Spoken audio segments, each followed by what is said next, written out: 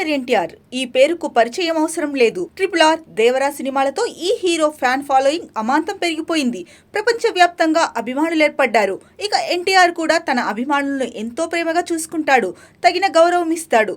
Cinema ఫంక్షన్లు, pre release ఈవెంట్లకు హాజరైన తన అభిమానులందరినీ జాగ్రత్తగా ఇంటికెళ్లాలని 1కి 10 సార్లు చెప్పడం మనం చూస్తుంటాం.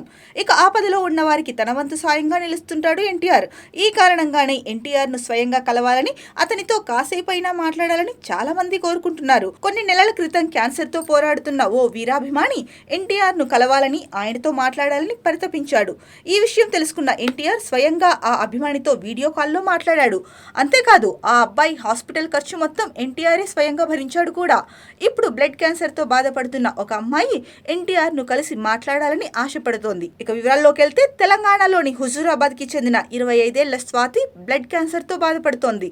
తన అభిమాన హీరో ఎన్టీఆర్ ను కలిసి మాట్లాడటం తన చివరి కోరికట.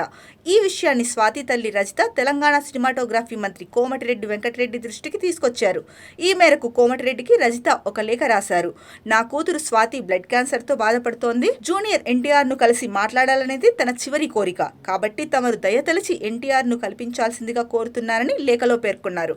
రజిత రాసిన లేఖ ప్రస్తుతం సామాజిక మాధ్యమాల్లో వైరల్ గా మారింది. దీనిని చూసిన వారందరూ కంటతడి పెడుతున్నారు. మరి ఈ లేఖ ఎన్టీఆర్ వరకు చేరుతుందా? ఆయన స్వాతిని కలుస్తారా అన్నది ఇప్పుడు ఆసక్తికరంగా మారింది.